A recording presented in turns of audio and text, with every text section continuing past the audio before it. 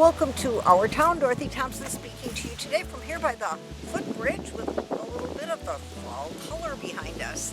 On the show, we'll have a look at how to pull together for the greater good of the community.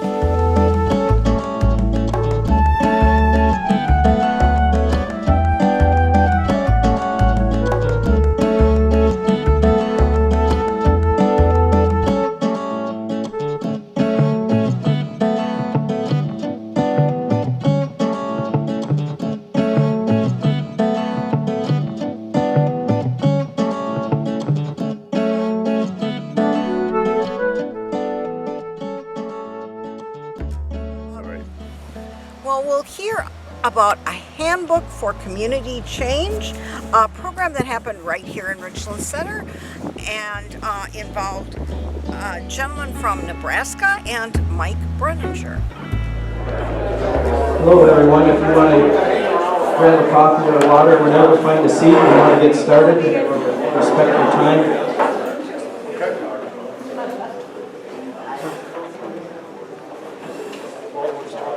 I want to welcome you to the Pulling Together tour. For those of you who don't know me, my name is Mick Cosgrove. I'm a member of the team at Southwest Partners.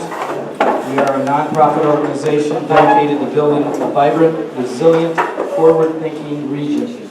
Our mission is really simple, but it's powerful. We want to attract, retain, and nurture people in their dreams and create a culture where our communities thrive and individuals feel empowered to help shape their future.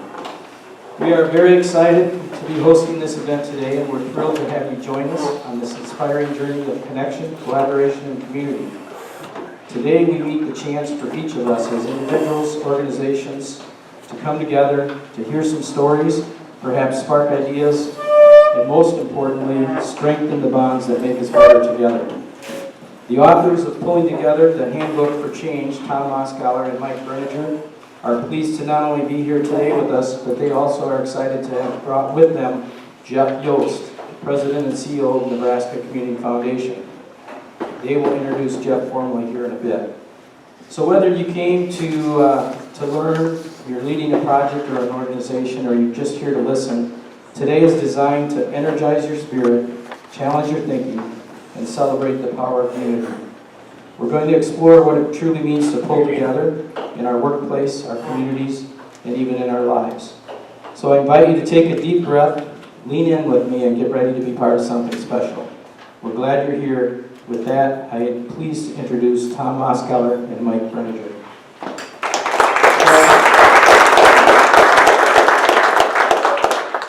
Thanks, Mick.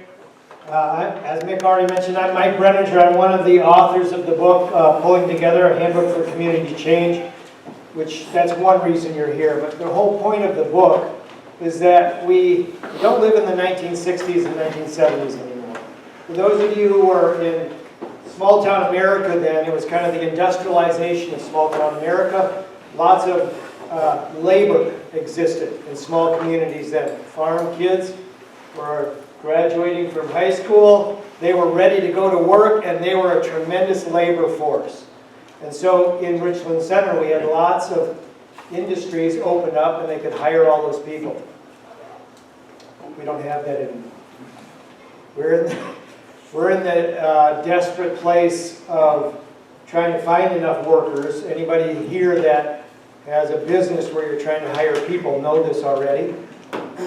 Another component of that, though, is that it was easier for government entities to shepherd communities along and help them grow and prosper because they had lots of people and lots of money, and they didn't think they had lots of money, but relatively speaking, they had the ability to move the community forward and do projects that were pretty well established. So what I want to say is that in the last 20 years or so, we're in the process of catching up with what's going on. Most of our young people are moving away. They see success as not staying in their small communities. They want to go off and get an education and get a job in a larger place, and that's considered success. Some of them will come back later on, but we've lost everything in the meantime. And when you don't have young people here generating all the energy in the workforce, what does a community do? Well, as I said, we sometimes rely on the local, state, or federal government to help us get along, give us grants, give us money, but even that is not enough. We have to learn as communities how to work together, to do things that we didn't necessarily do before. And that's what really the book is about, pulling together a handbook for community change. Some of this has already gone on in Richland Center. I just want to recognize the Southwest Partners team that's here today that helped organize this. They're one of the groups that are doing amazing things. So Southwest Partners team, would you please stand? Southwest Partners.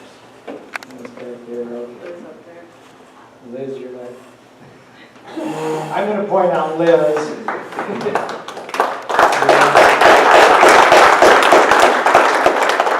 Liz was one of the movers and shakers in the development of the aquatic center.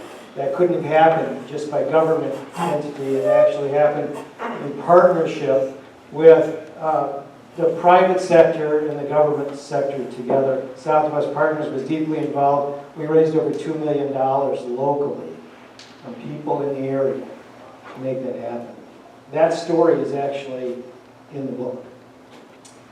So why do we write the book? Because we want to help envision communities, not just this one, but communities everywhere. Tom and I have traveled around now and done a number of workshops or presentations about this in other communities, and we're on a tour right now that will cover southern Wisconsin and then northern Wisconsin, and this is where we're starting, Richland Center.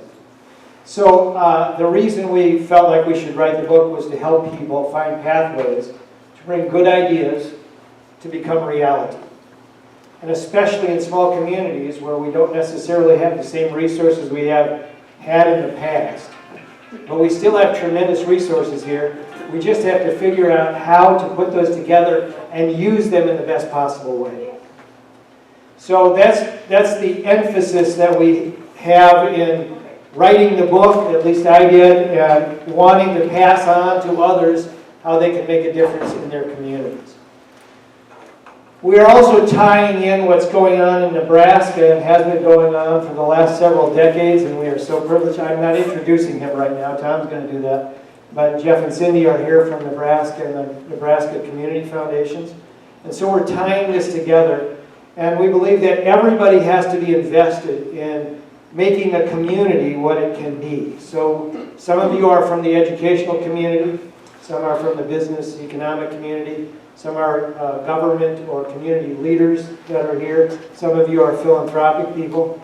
If we're going to make it work, we all have to be working together, and we need ideas on how to make that happen.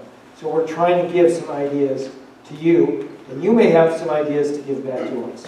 So with that, I'm going to introduce Tom. Tom Oskauer is the co-author and just a great guy who's been involved in this work for many years. So Tom, would you come on up?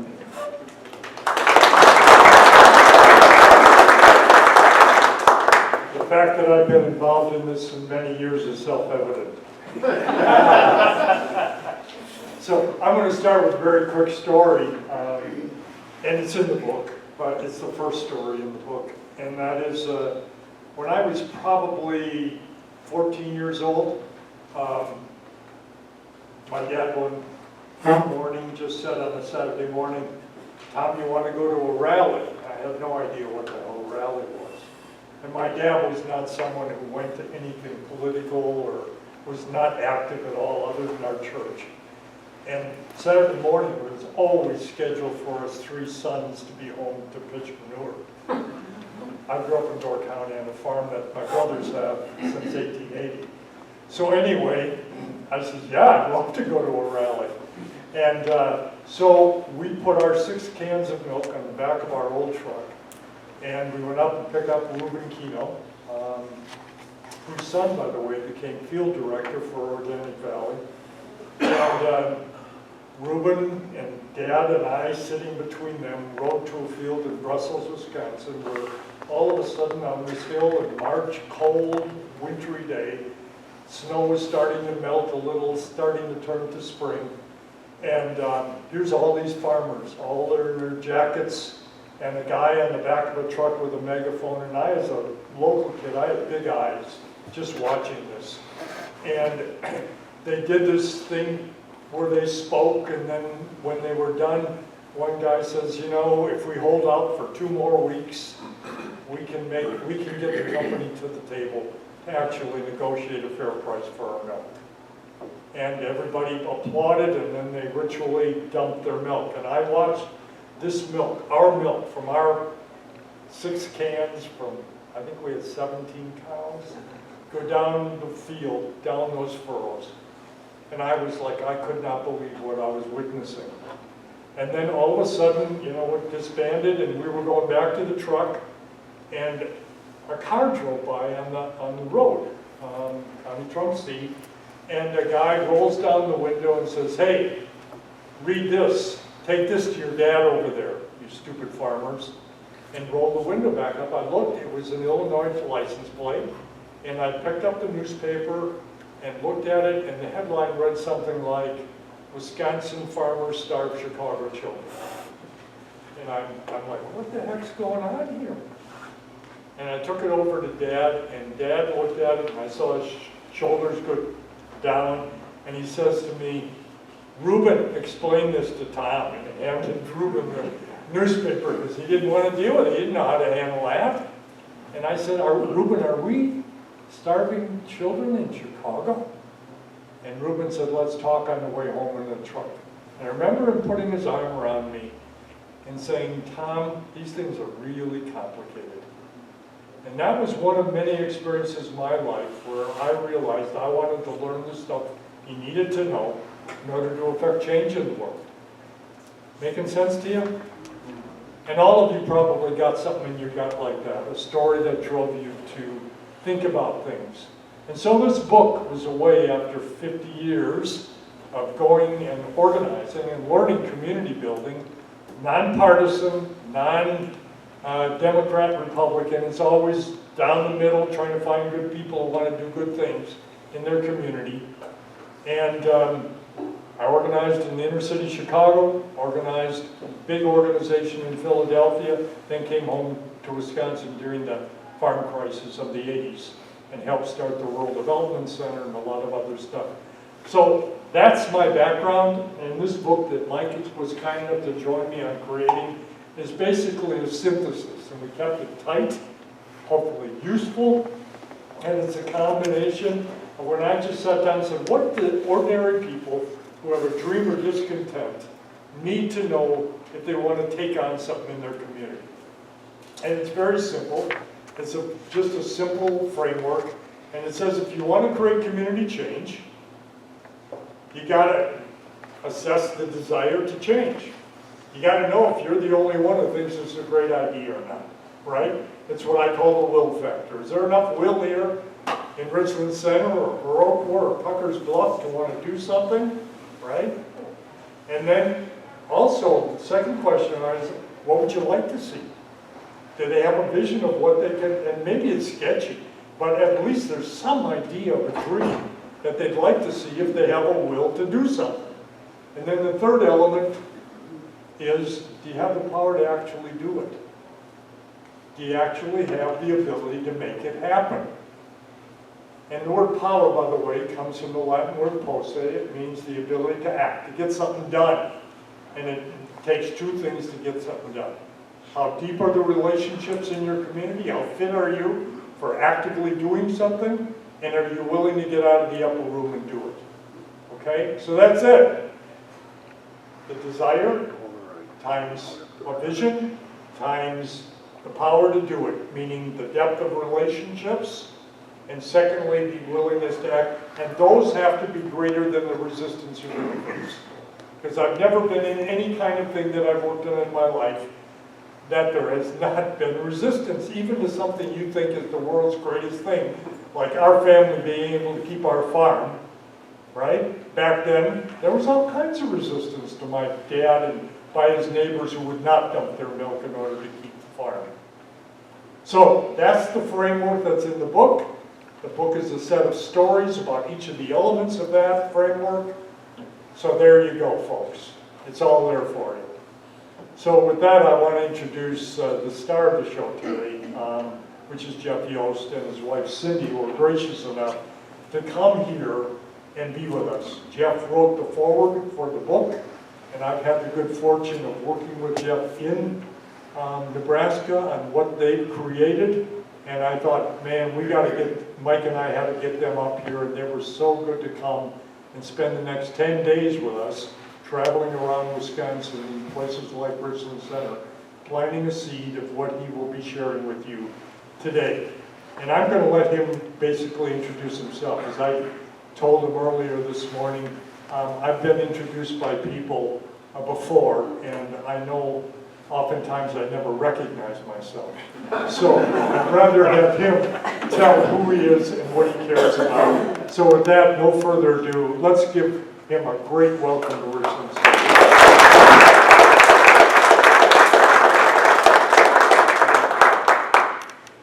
Good morning, everybody. Good morning. It's just a pleasure to be here. Thanks for having us. We've received incredible hospitality. Sheila, thank you so much for sharing your home with us. It's just extraordinary. Right, that's all the goodness we have to share, right? That's part of what we're working on within all of these efforts. Isn't talking about what we don't have, it's talking about what we do have. So I'm going to reference a couple things today. Does everybody have a copy of this that was out on the tables? And if you don't, you raise your hand and we can get you a couple. Everybody else has got some? Great. So Mike and Tom both made reference to the 1980s, and it really is a referential point in rural America, especially here in the Midwest and where we live in the Great Plains. I graduated from high school in 1986. And so height of the farm crisis, grew up milking cows, so great, both jealousy, empathy, and maybe sympathy, depending on, how hard you have to work and so forth, because I was ready to go to college, having grown up milking cows. But it was just an awesome way to grow up because you learn the cycles of life, you learn how all of these things fit together. And that is, a big part of the world up here. So 1986, height of the farm crisis. Myself and my 22 other classmates, both the implicit and explicit message we were receiving was, you're bright, articulate kids, your future's someplace else, we'll see you for the holidays. Right? Now, nobody said all those words right together, but collectively, you can totally get a sense of that. And for graduation, I received luggage. Right? And again, none of it was meant to hurt my little hometown of Red Cloud, which we'll talk about today. All of it was intended to help us. Right? But in a rural context, it was a dichotomy between, do we do what's best for the kid, or do we do what's best for the community? And people are always going to do what's best for their kid. That makes perfect sense. But certainly in the 21st century, we don't have that dichotomy anymore. So that's the work we're trying to do in the Nebraska Community Foundation, is to both change the conversation, change the conventional wisdom from what we don't have to what we do have, and to really take advantage of this awful thing that happened to us societally, COVID. Because COVID did have a tiny little silver lining in it, and it provided proof of concept for what I've been trying to work on for 20 years. And it provided proof of concept for your ability to live and work wherever you want to live and work, right? It provided proof of concept for remote work. We've known that throughout the 2010s, that depending upon your access, you may be able to live and work wherever you want to live and work. Well, all of a sudden, we had to stress test that. That's what COVID was, right? Everybody had to learn at school, right? You had to learn from home. So this changed lots and lots of thinking for lots of people. So how do you use that moment as an inflection moment in community economic development to say, what if? Because historically, the community economic development question we've always had in all of our places is jobs. Well, I would posit to you that that's actually not the right question anymore. I think the community economic development question of 2025, possibly of all the 21st century, is place. Why do I want to live and work and raise my family here? And how do we do that? Because, right, work is now mobile in ways that it hasn't historically been. Are jobs still important? Is healthcare still important? Is education still important? Of course, all these things are extraordinarily important. But how do we take the changes in society, the changes in technology, the changes in science, and not just let things happen to us, but how do we use these opportunities and identify them as opportunities and take advantage of them? And that's much of the work we're trying to do in the Nebraska Community Foundation, is to continually help community leaders to think about what are our opportunities, what's our abundance, what are all the good things that exist here. So, Nick, if you'll pop up the first slide. So actually the second one, if you'll pop down. The one down, there you go. So, again, Nebraska's this place, 1.9 million people. We've done an awesome job of educating somebody else's workforce for decades. We work in dozens and dozens of places where every kid graduates from high school. The vast majority of them go off and receive either 2 or 4-year degrees, right? But we are doing, not for ourselves, we are actually doing for others. Now, I'm certainly not in the camp that we want to deny anybody opportunity. If you want to be an aerospace engineer, you're probably not going to do it in Red Cloud, Nebraska, right? But there's huge numbers of high-skill, high-paying jobs in our rural places that actually fit what kids say they want to do. But our conventional wisdom, our conversation continues to be, well, if you want to do that, you have to do that someplace else. Right? How do we change the conversation? Because ultimately, investment is much more an emotional thing than it is a rational thing. We invest our time, talent, treasure, talk in the things we believe in. And if we don't believe in ourselves, we don't believe in our home places, we don't believe in what we can collectively do, we're going to naturally talk about what we're not, as opposed to what we are and what we could be. So we always start with this. And I'll bet this is pretty true in Richland Center and throughout rural Wisconsin as well. Everything we need is right where we are. Everything and everyone works. We have less than a 2% unemployment rate. The Department of Motor Vehicles takes me 15 minutes. We don't have many potholes in our roads. Again, I talked about nearly every kid graduates from high school. Right? There's lots and lots of stuff that works. Let's talk about what works. Next slide, please. So most of this is then within the context of how do you talk about where people want to live and work as adults. And there are different things that make a community magnetic for someone who's stayed, someone who's returned, or someone who's a newcomer. Right? So it's not just one message for everybody. As with any of this stuff, and as with people attraction in general, it's person to person, place to place.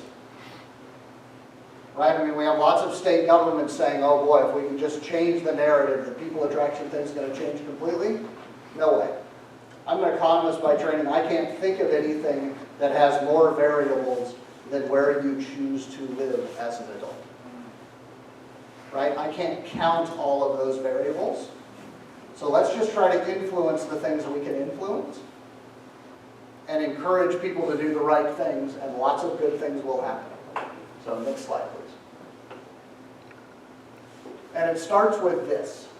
Strong progressive communities can only be built and sustained by the people who live and work there. Right, and I'm a professional. I've been doing this stuff for 35 years. I cannot save places. We are not the Nebraska Community Saving Institute. We are the Nebraska Community Foundation. We are a developmental organization. We don't do relief work. Lots and lots of other folks out there doing really, really competent relief work. Not what we do. Right, so how do you empower local leadership with competence, confidence, capacity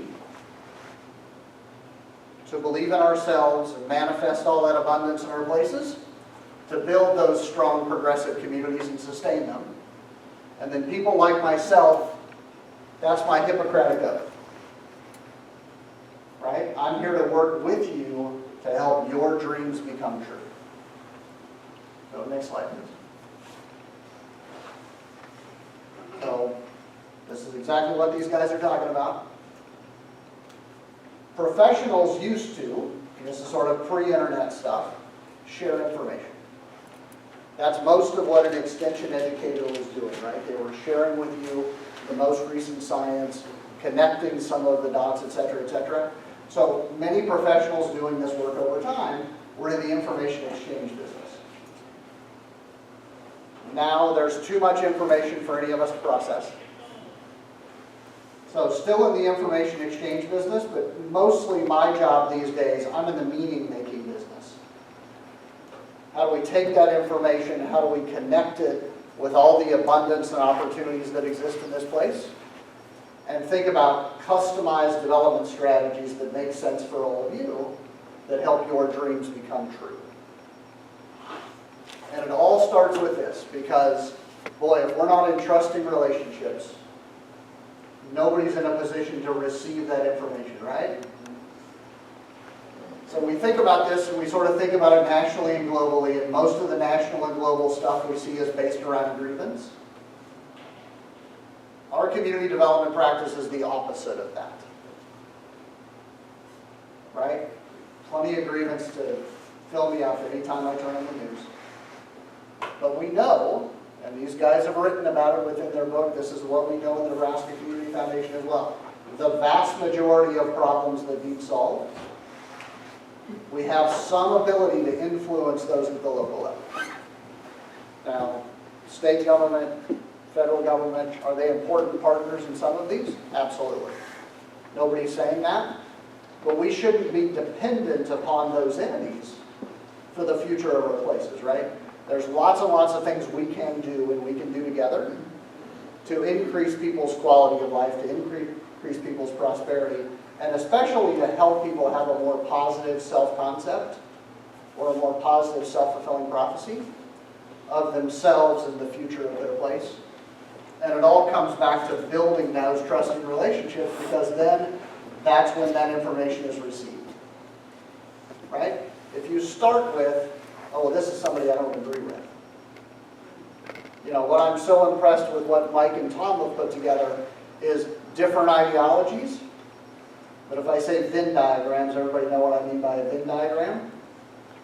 Right? Their circles overlap dramatically.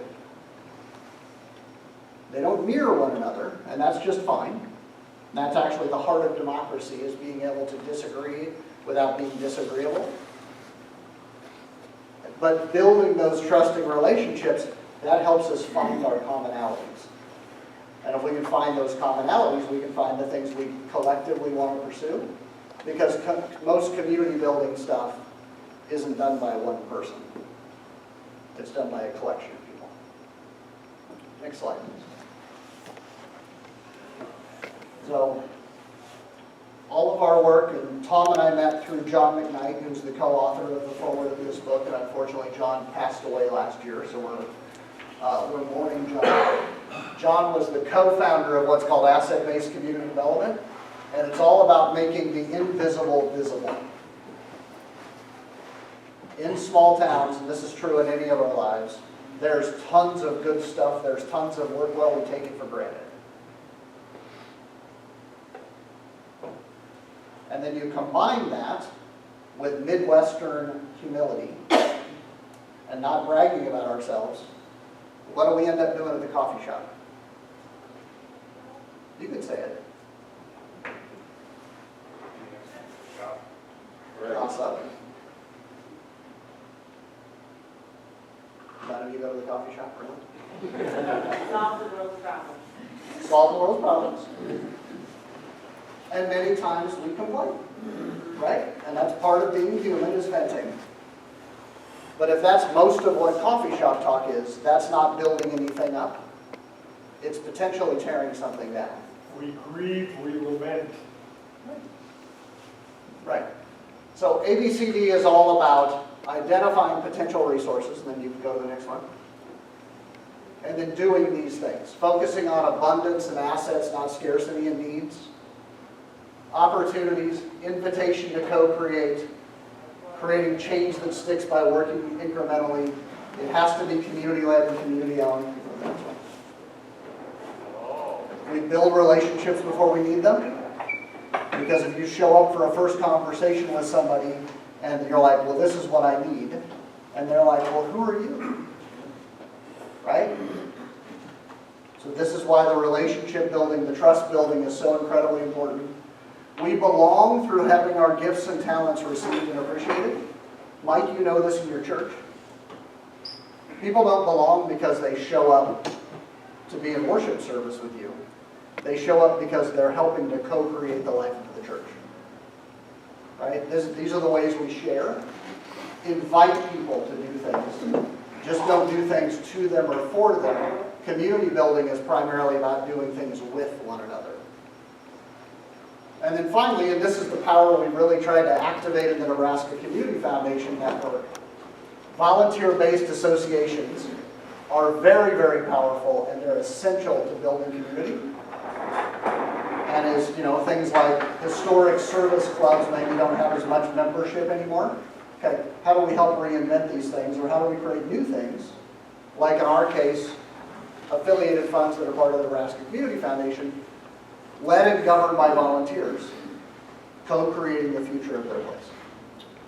So why don't we go to the transfer of wealth video, and then I want to do just a quick introduction of this. So within this abundance, one of the things we've known for a long time is that not only, well, I'll say it, within Nebraska. The story I told about my childhood was true writ large across thousands of people, right? So the leading economic indicator was the loss of people. Well, if those heirs no longer live in those communities where their parents live, what happens when their parents pass away? Right? Lots of that wealth that's been built up goes to wherever the heirs are. So in my little case, I'm the sixth of 6 kids. If my parents would have done what parents typically do, they would have divided everything they have by 6. Well, only 2 of my siblings live and work in Red Cloud. The other 4 of us are someplace else. So 2/3 of whatever my parents made and accumulated would have left Red Cloud. But one of the things I'm proud to say is my parents ended up treating Red Cloud as the 7th child in their estate. Well, what if each of us thought about that? Or we'll talk about this whole idea of 5%. But I want to watch this little video and then come back and have a conversation about it. Opportunity to give a little back for those who are going to follow us. It's just the right thing to do. The transfer of wealth is this incredible opportunity for Nebraska. In the next 10 years, we're going to see $100 billion transfer from one generation to the next. Much of that money will go to heirs. Some will go to taxes. What we're asking generous Nebraskans to do is to think about contributing 5% to their favorite local charities, including their hometowns. That's, if you take 5% of $100 billion, that's $5 billion that can be used as a margin of excellence to build our hometowns for the next generation. We think that in the next 20 years, 71 of Nebraska's 93 counties will be reaching their peak transfer of wealth. And in fact, some counties are already reaching their peak transfer of wealth today. So this isn't something we should just be talking about. The transfer of wealth is something we should be acting upon with all urgency and haste. So please do it while everything's kind of good yet. You have to look in the mirror. What am I going to do about it? What's my responsibility? I mean, if you take my case, I've got a child in Omaha and I've got a child in Ames, Iowa. When I pass, they get the farm and they're welcome to sell it. Where's that money going to go? It's going to go to Omaha and Ames, Iowa. And so I think maybe the better decision may be to say, wait a minute, if I want to take part of that farm and give it to rural Nebraska, what would that look like? So you could designate a certain amount, you could designate a certain percentage. It doesn't have to be the whole thing. Maybe you give the kids 40% instead of 50%. If I have 2 children, for instance. We could come up with any plan you want to. The point is, what's our commitment to rural Nebraska? We're going to make Main Street stronger in our rural communities. That should be maybe one of our goals. And if that is, then amend your plan to make that happen. With the 2021 Transfer of Wealth Study, Nebraska Community Foundation launched the 5 to Thrive campaign. And 5 to Thrive is a call to action. It is asking all generous Nebraskans to consider leaving just 5% of their assets to their favorite hometown or to a charitable cause that's near and dear to them. If everyone did this, if everyone left 5, that would equate to $47 billion that could be reinvested in our communities to make our communities the kinds of places that people want to move back, raise their kids, that have all kinds of amazing amenities. There's really big power in numbers. If everyone did this, just think of the amazing things that could happen. I think we should all think about what we want our fingerprint to be. We're going to leave one regardless. And we think about the people who have left fingerprints that we're benefiting from. We, as stewards, who are taking care of the community today, need to at least consider what do we want our fingerprint to be 20, 30 years from now when the people who are currently in charge of the community look back. What are we going to do today that's going to make life and things better for them down the road? What do we want our fingerprint to be?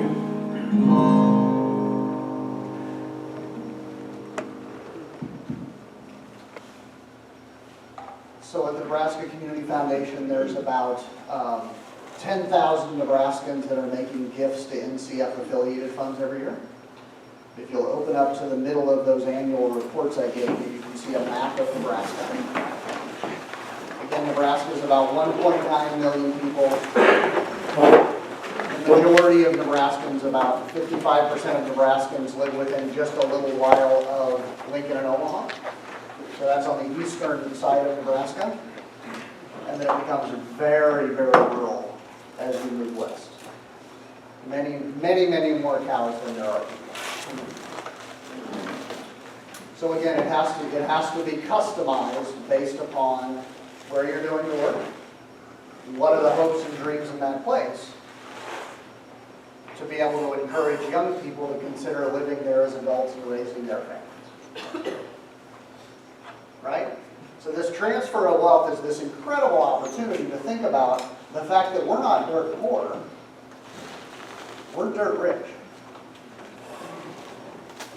All right, so we've done this analysis in each and every county, and then we're helping people track what 5% of the 10-year transfer of wealth is in their county in comparison to what's already been endowed through a Nebraska Community Foundation affiliated fund, and the estimate of people that have said to us, yes, I'm going to do something in my will or my estate plan, and what we think that might be. And again, it becomes a goal-setting mechanism that we usually have with a building project, but we haven't historically had with something like endowment building. As Tom would say, making sense? Yeah? No? Okay. Right? It's kind of like being a preacher. If they just sit there and sit back and look at you and you're like, oh man, I'm in trouble here. I'm in trouble here. So I want to, let's just, given time, let's go ahead and go to the Red Cloud video next. So my little hometown is in south central Nebraska. So if you look at that map in the middle, right smack dab on the Nebraska-Wisconsin border, the Nebraska-Kansas border.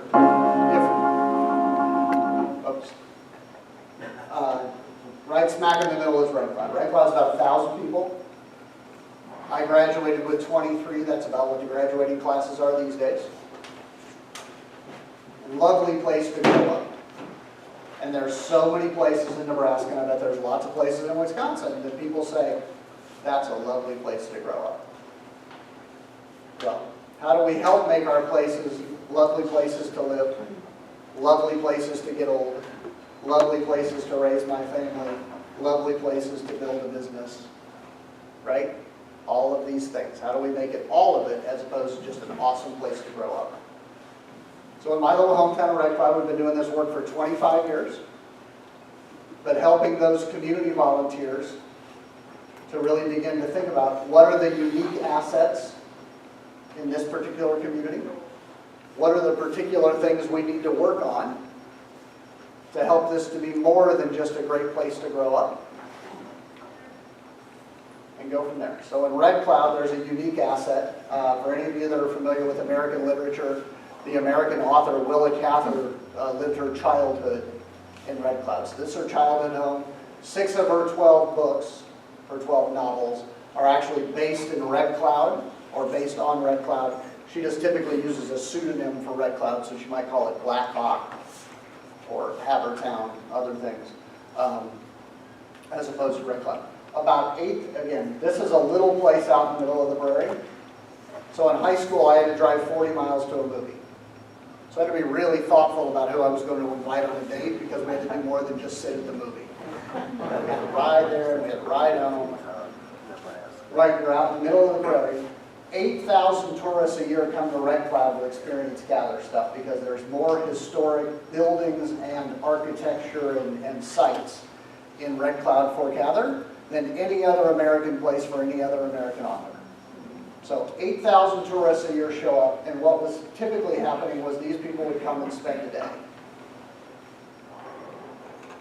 So we spent, 2011, 2012, we really kind of got around to the key questions, which is what would be required to help people spend a weekend as opposed to spend a day?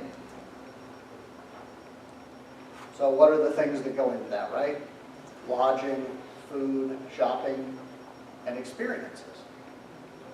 So we started working through a heritage tourism strategy for Red Cloud on pages 6 and 7 in that annual report. You can see it's 8 and 9. Okay, you can say that loud, it's good. Hopefully that's the only correction I hear from the PDCs, but maybe there's more coming.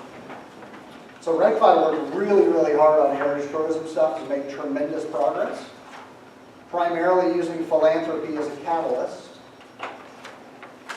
to partner with local organizations, to partner with local government, to partner with state government to help make these opportunities come around. And then they'd also focused on early childhood development, and were very successful with that. So in 2018, they were able to open something called the Valley Child Development Center. So if you look on the back of this sheet of paper, it talks about an unrestricted endowment. And an unrestricted endowment is an endowment for a place, but the endowment doesn't have a purpose. So in lots of places there's endowed money, but it's for scholarships, it's for the hospital and the healthcare system, it's for the school system, it's for the library, it's for parks and recreation, whatever, but it's donor directed. What we've been trying to do for a long time is to help communities build up pools of opportunity capital that they could use as things change. And that's really the key 21st century piece of this is things aren't like they were. And the pace of change is going to continue to increase.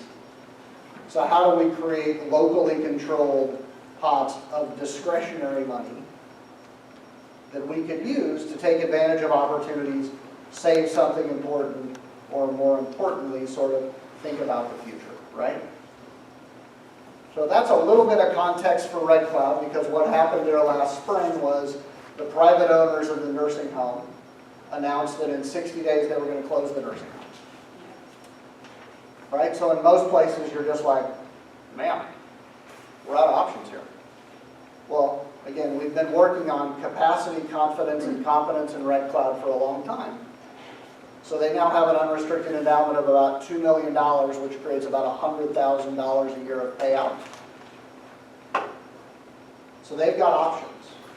And that's what we're trying to provide communities, is because we don't know the future, but we know we're going to need money and leadership and teamwork to be able to navigate the future. So Mick, if you would be so kind as to play the Red Cloud video, then we'll come back and talk about that.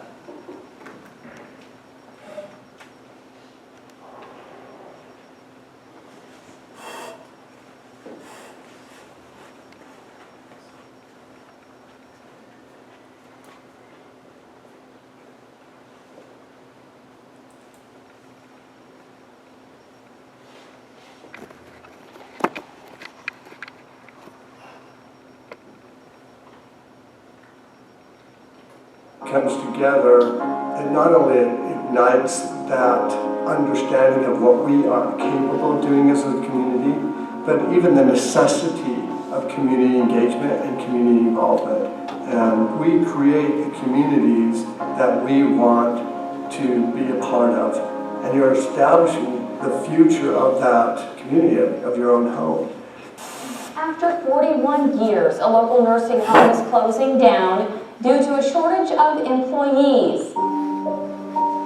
In February, it was announced that our nursing home here in Red Cloud was being closed. The senior care home has been attempting to overcome staffing issues the past 3 years, but hasn't been successful with retention. Local news crews came down, and that kind of just made us feel like the end of the world was happening. It was kind of a wake-up call to how important the facility is to the community. It's very important to have a nursing home here in Red Cloud because if you look at it, Red Cloud is an older populated community, and we need to have a facility where they can go when they need care 24/7. It's their home, and we consider it their home, and it's important that they get to stay in there and be a part of a community. So personally, I have 2 grandmas that live here at Heritage, and my parents were scrambling, trying to find anywhere for them to go. But instead of settling for that or just accepting that as how it would have to be,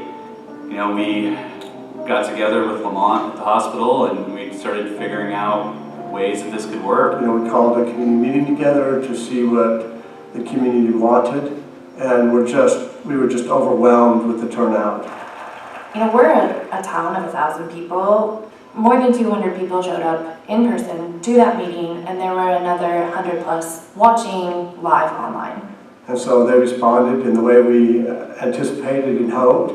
We had the opportunity with several community partners who stepped up to provide financial support to say yes to acquiring the nursing home. We've had some great partners step forward, and one of those tonight is to be able to recognize the Red Cloud Community Fund as we start a campaign to support the nursing home into the future. Has already started off on a really good way. Well, the fact that we as an entire community have such a deep passion in our heart to keep this very vital part of our community alive tells a lot about our citizens in our town and how caring we are to see Red Cloud keep prospering. I mean, Red Cloud is thriving. How many rural communities are thriving?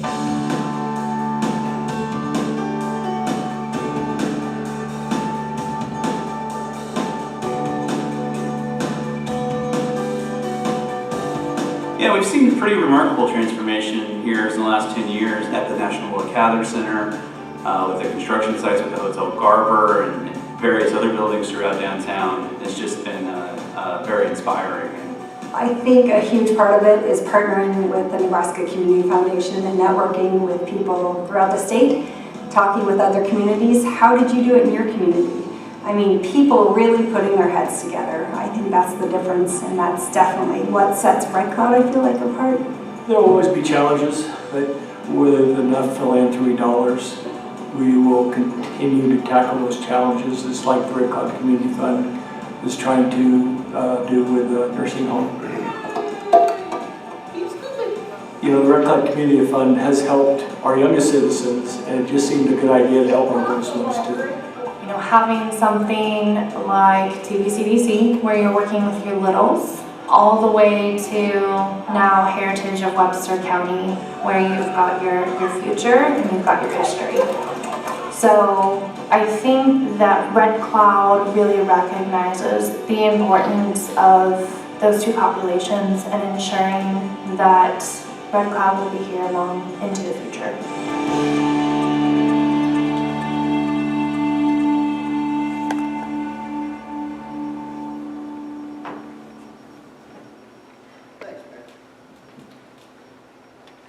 So if you'll open up to pages 8 and 9.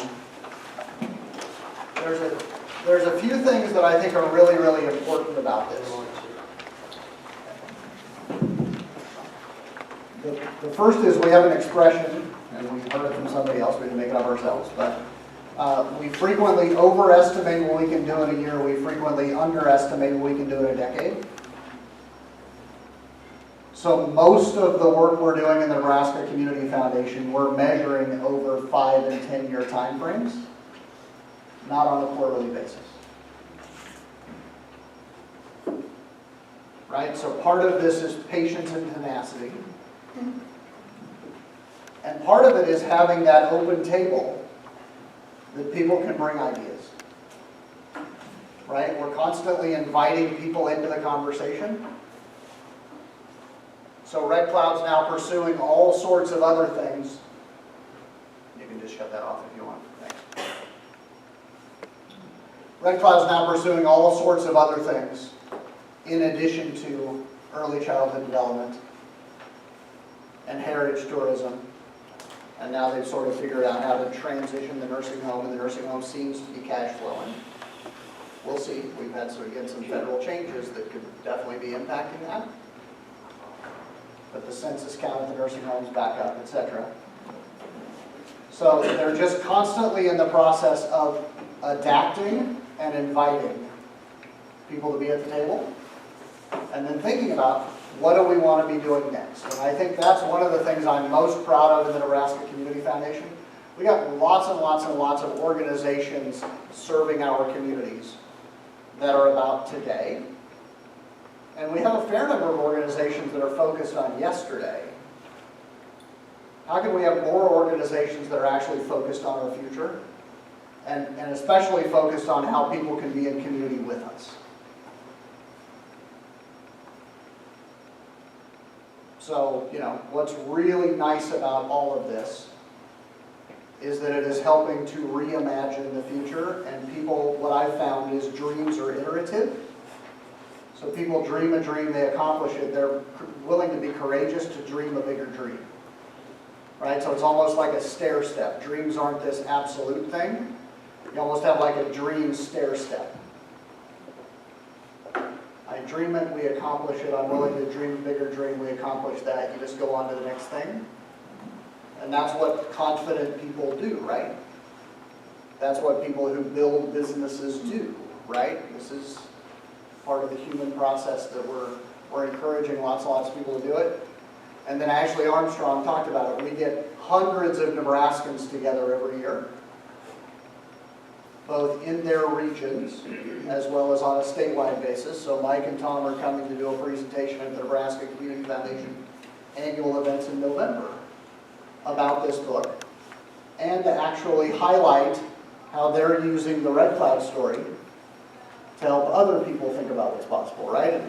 We're not in competition with the folks down the road. We're not in competition with the state next door, right? All of this is collaborative work because the high tide does raise all ships.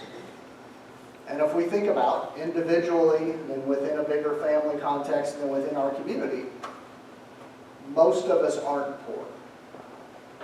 Most of us are extraordinarily lucky to have the lives we have and to have had the lives we have. So lots of people are very interested in paying that forward and thinking about, well, what could I do to help shape the future here? What could I do to catalyze or influence what might be possible? So even just yesterday and today, I'm learning about this region and this economy. Oh my goodness. The opportunity set here is so robust in terms of what's possible, and how do you think about what's already happening to begin to build out not only vertical integration within that, but also breadth.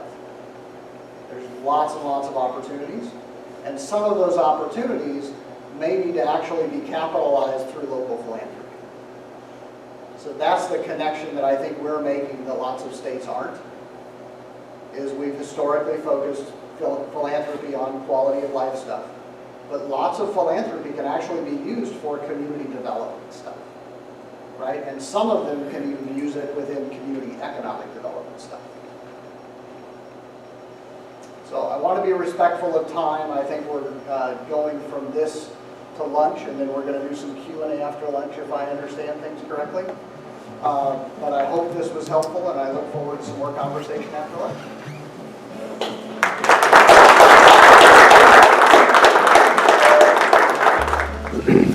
Well, it's a good time of year to visit the apple orchards, and you may want to put Pumpkin Fest on your calendar and get ready for Halloween and take some time to enjoy the fall scenery. Thanks for joining us.